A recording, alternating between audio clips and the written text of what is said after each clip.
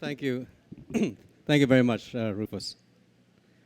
Our third showcase project that will be presented to us is to be done by Tanvir Arif, who is the CEO of SCOPE, or the Society for Conservation and Protection of Environment, which is an active environment NGO in Pakistan. They have been associated with the UN and Rio process since 1992. SCOPE's major focus is on land degradation and natural resource management on dry lands. Tanvir will present to us a project on the protection of wildlife with social mainstreaming, capability building, and cooperation with the indigenous hunting tribal communities of Thar Parkar in Pakistan. Tanvir, let's welcome Tanvir.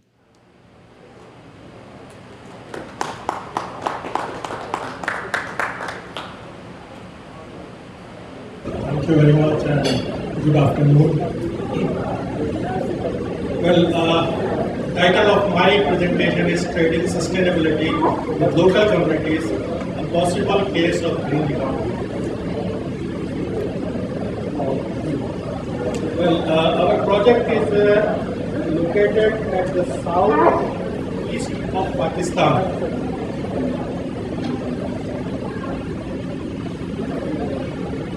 What is the context in this project was implemented?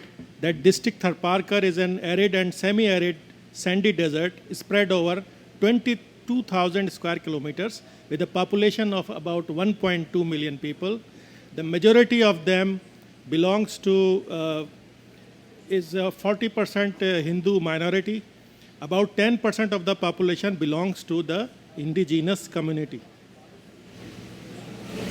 The district is a wildlife sanctuary, hence rich in fauna and flora. There are many species of deers, antelopes, partridges, Siberian crane, bluebill, foxes, bustards, wild ass, and peacocks present in this area.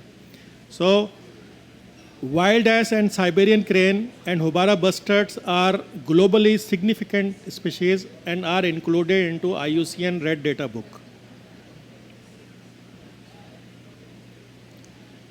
So there is a lot of pressure on biodiversity because of hunting of these animals by influential hunters who do not respect wildlife laws, and they encroach in the area and they hunt animals. Ineffectiveness of wildlife department to check illegal hunting. Besides local hunters, there are also foreigners who come to this area to hunt this migratory species of Hobara bustard. There is another pressure on the ecological system, which is illegal gum tapping from a shrub called Commiphora mucul. This shrub is very expensive in international market and used in the medicinal industry. So the illegal tapping of this gum tree is causing a lot of deforestation and desertification. So the local indigenous people, because they are very poor and they don't have any livelihood means to earn income, so they depends upon this ecosystem, and they are oftenly hired by hunters and poachers to locate animals, and they are also involved in tapping these gum plants. So this is the scenario that there is a pressure on biodiversity and the ecosystem is being degraded. So we work with the FFED on a project which was based on turning these people, these indigenous people, from enemies of ecology to friends of ecology. And for that purpose, we did a thorough stakeholder analysis. We mobilized the community. We motivate them to leave this hunting and poaching habit and to leave this gum tapping. But for that, as you know, they are very poor people. We need to provide them some alternate livelihood means. And for that, through the project, we provided them capacity building in alternate livelihood. We let them learn new trades in which they can involve and get income. We also involved women in this project. And from this project, we were able to provide some support in community physical infrastructure, such as water sources, latrines, agricultural interventions for the development of these indigenous people. And the purpose was to create a social and political space for these indigenous communities. So here are some pictures in which these indigenous people are learning some alternate trades such as woodworking. So we also trained youth in this project, and we trained them as green guards.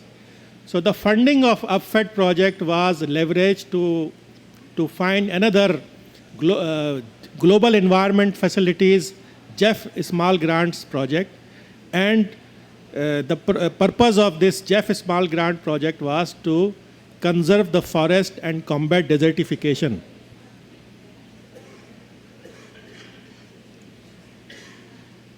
So this program was continued as a small grant support, and community volunteers were trained as green guards to manage rangelands, protect forests, and combat desertification. So indigenous communities protect wildlife and help to sustainable local ecology. The lesson learned from this project were that effective social mobilization is key to the success of every project, and payment for ecosystem services can be an effective tool for sustainable management of natural resources and building block for green economy. Here we are discussing green economy.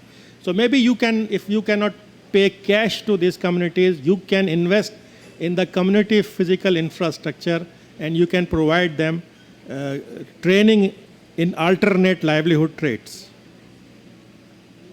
So here are some policy recommendations that payment for ecosystem services may be made basis for green economy. A national policy be developed to offer livelihood and development infrastructure SPES to forest and tribal communities to save critical ecosystems. Thank you very much for your kind attention.